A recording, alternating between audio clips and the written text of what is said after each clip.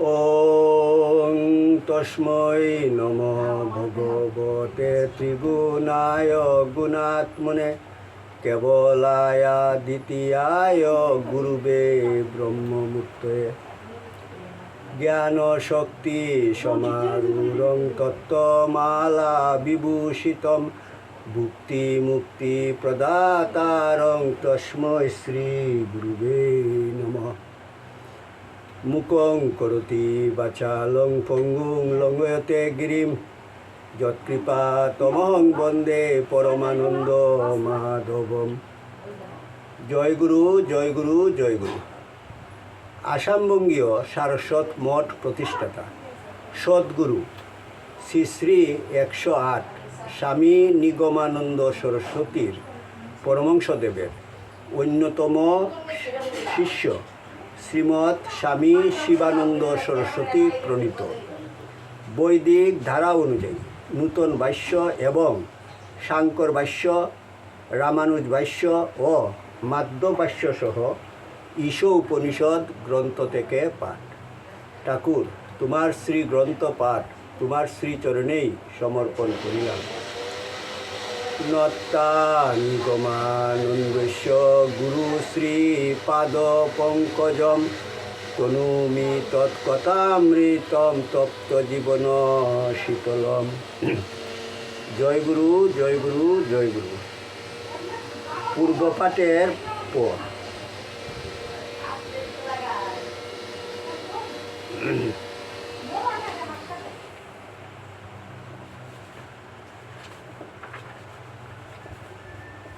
ঈশ উপনিষদের তৃতীয় মন্ত্রটি পাঠ হচ্ছিল। তৃতীয় মন্ত্রটি এইরূপ: অসূর্যা নামতে লুকা বন্দেন তামসাবৃতা টাংস্তে প্রেত্যাভিগচ্ছন্তি যে কে চাত্তহন জনা। অর্থাৎ আত্মবিনাশকারীরা অর্থাৎ নৈরাত্যবাদীরা মৃত্যুর পরে সেই লোকেই গমন করেন যেখানে আছে গভীর অন্ধকারে আচ্ছাদিত অসুর লোক অর্থাৎ অব্যক্ত লোক।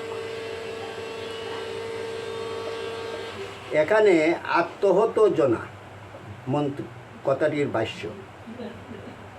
মন স্থির ও শান্ত হইলে, ধ্যান তন্ময় হইলে অন্তরে একটা অনির্বচনীয় সুখানুভব জাগে। কোনো বৈষয়িক সুখ এই সুখের শতাংশের সমতুল্য নয়। এই সুখের মোহে সাধকের চিত্ত যদি অভিভূত হইয়া পড়ে, ধ্যানের গভীর অবস্থায় যদি আত্মচেতনাকে জাগ্রত রাখিতে না পারে, মন বুদ্ধির দ্রষ্টার আসনে নিজেকে অটল রাখিতে না পারে, তাহা হইলে গাঢ় তমসাবৃত অসুর লোকে অবিদ্যার অব্যক্ত প্রাণলোকে সাধকের মন লীন হইয়া যায়। যুগশাস্ত্রে এই অবস্থাকে বলা হয় প্রকৃতি লয়।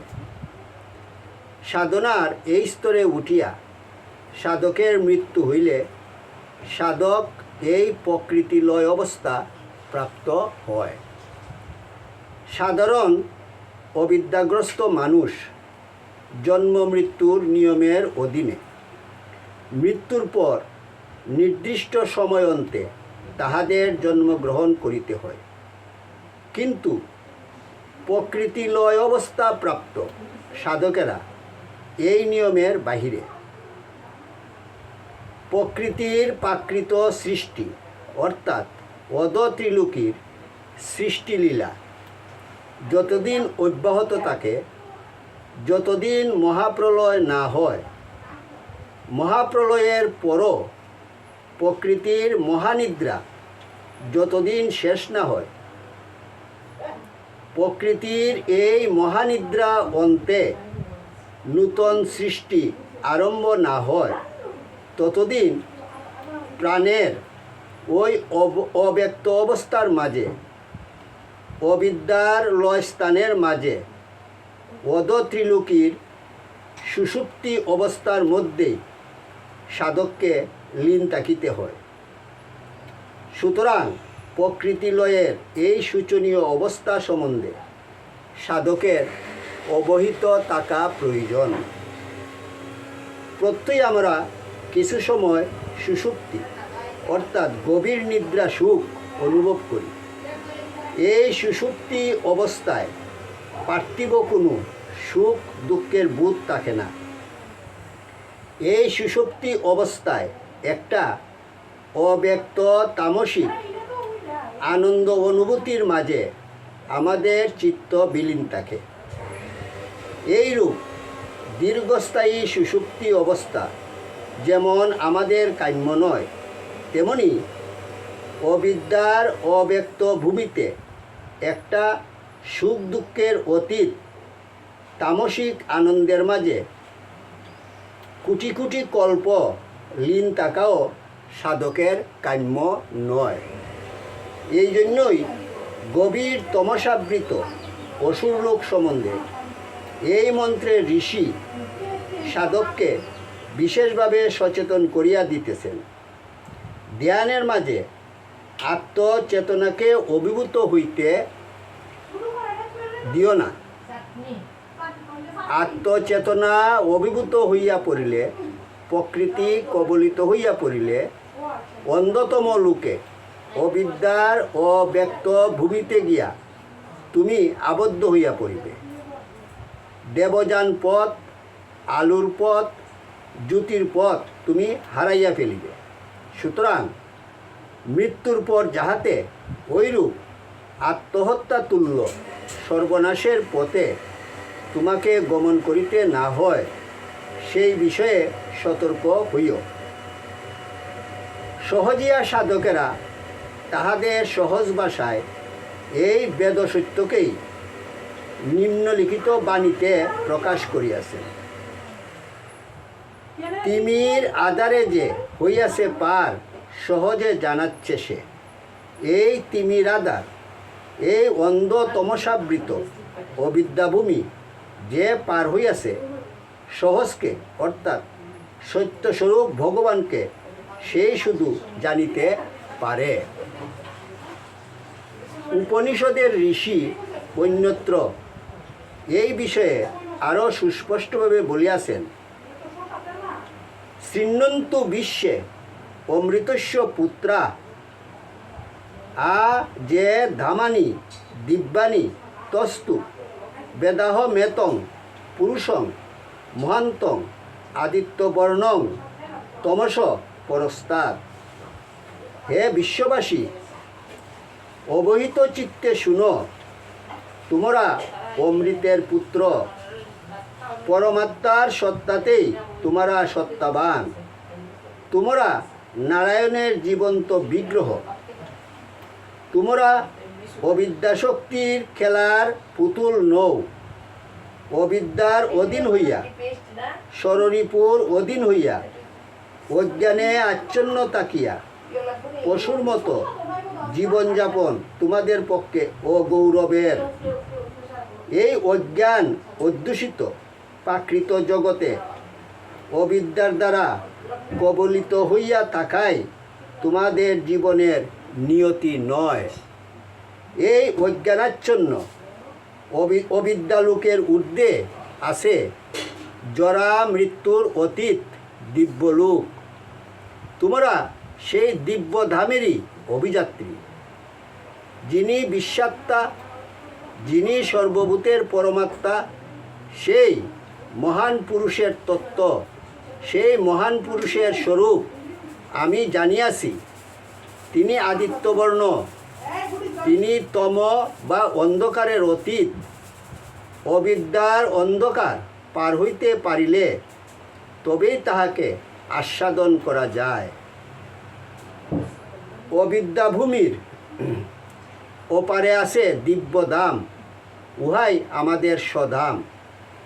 এই স্বধামে প্রবেশ করিয়াই আমরা স্বীয় আত্মস্বরূপের, অমৃতস্বরূপের মহিমা অনুভব করি। এই অমৃতলোকের পরিবর্তে অবিদ্যার অন্ধতমের মাঝে লীন হইয়া থাকা আত্মহত্যারই সমতুল্য। দ্বিতীয়ত, অসূর্যার পরিবর্তে অসূর্যা এই মন্ত্রের এইরূপ পাঠও দেখিতে পাওয়া যায়। অসূর্যা এই পাঠ গ্রহণ করিয়া এবং আত্মহনের শব্দের আত্মহত্যাকারী এই সহজ অর্থ গ্রহণ করিলে এই মন্ত্রের ভাষ্য এইরূপ দাঁড়ায়: যাহারা সাংসারিক দুঃখ কষ্টকে অসহনীয় মনে করিয়া আত্মহত্যা করে, প্রকৃতির অমোঘ বিধানে তাহাদের কঠোর শাস্তি ভোগ করিতে হয়। গভীর অন্ধকারে আবৃত অসূর্য লোকে, জ্যোতিহীন লোকে তাহারা নিক্ষিপ্ত হয়। ইহাদের ঊর্ধ্ব বা অধোগতি নির্দিষ্ট সময়ের জন্য স্থগিত থাকে। এই জ্যোতিহীন লোকে তাকিয়া এইরূপ আত্মহত্যাকারীদের অপরিসীম দুঃখভোগের দ্বারা প্রকৃতির নিয়ম লঙ্ঘনরূপ পাপের প্রায়শ্চিত্ত করিতে হয়।